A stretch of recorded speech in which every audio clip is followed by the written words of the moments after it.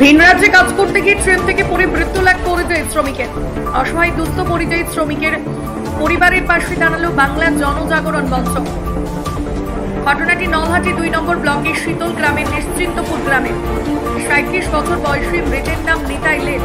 পরিবারের পক্ষ থেকে জানা গিয়েছে নিতাই লেট গত ৩ মাস আগে ভারতের একমাত্র ছোট রাজ্যে গোয়ায় নির্মাণ শ্রমিকের কাজ করতে যান। সেখান থেকে গত ৫ তারিখ বাড়ি ফেরার জন্য শুক্রবার সকাল ৭টা নাগাদ অমরাবতী এক্সপ্রেস ট্রেন ধরেন।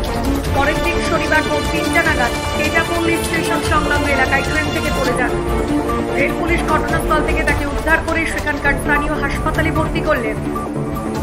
চিকিৎসক তাকে মৃত বলে ঘোষণা করেন। মৃতের পরিচয়পত্র দেখে রেল পুলিশ নিতাইয়ের বাড়িতে তার মৃত্যুর খবর দেন। দিনমজুর নিতাই লেট তার স্ত্রী, ২ নাবালিকা কন্যা ও ১ পুত্র সন্তান রেখে পরলোক গমন করেন। মঙ্গলবারের দিন ঘটনাস্থল থেকে মৃতদেহ গ্রামের বাড়িতে আনা হয়। সেই সঙ্গে জঙ্গিপুর শ্মশান ঘাটে মৃতদেহটি শেষকৃত্য সম্পন্ন হয়। দুস্থ অসহায় পরিবারের একমাত্র উপার্জনকারী নিতাই লেটের মৃত্যুতে শোকস্তব্ধ হয়ে পড়ে তার পরিবার। এই অসহায় দুস্থ পরিযায়ী শ্রমিক পরিবারের সরকারি আর্থিক সহায়তা পাইয়ে দিতে পরিযায়ী শ্রমিক কল্যাণে দায়িত্বপ্রাপ্ত প্রতিনিধিদের সঙ্গে যোগাযোগ করা হলে তাদের পাওয়া যায়নি। পরে বাংলা জনজাগরণ মঞ্চের সভাপতি অধ্যাপক নুরুল আলমের সঙ্গে যোগাযোগ করা হলে তৎপরতার সঙ্গে তিনি ওই মৃতের শোকস্তব্ধ পরিবারের পাশে দাঁড়ানোর জন্য বাংলা জনজাগরণ মঞ্চের প্রতিনিধিদের পাঠান এবং রাজ্য সরকারের সঙ্গে যোগাযোগ করেন। দ্রুত ব্যবস্থা গ্রহণের আশ্বাস মিলেছে বলে জানিয়েছেন অধ্যাপক নুরুল আলম। বাংলা জনজাগরণ মঞ্চের পক্ষ থেকে কিছু আর্থিক সহায়তাও করা হয়। আমরা বীরভূমের এক পরিযায়ী শ্রমিক নিমাই লেটের বাড়িতে গেছিলাম। আমাদের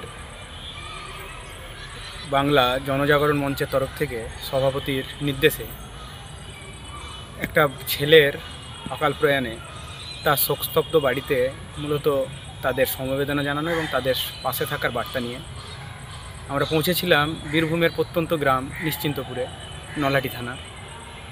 গিয়ে তাদের সঙ্গে কথাবার্তা বলা এবং অন্যান্য কাজের সঙ্গে সঙ্গে তাদেরকে কিছু আর্থিক সাহায্য প্রদান করা এবং আগামী দিনে তাদের পাশে থাকার বার্তা।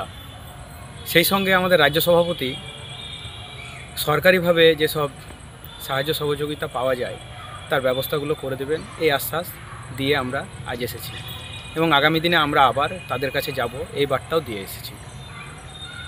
আমাদের এই বাংলা জনজাগরণ মঞ্চ আগামী দিনে এই ধরনের কাজ আরও করবে এবং মানুষের পাশে, মানুষের হাতে থাকবে।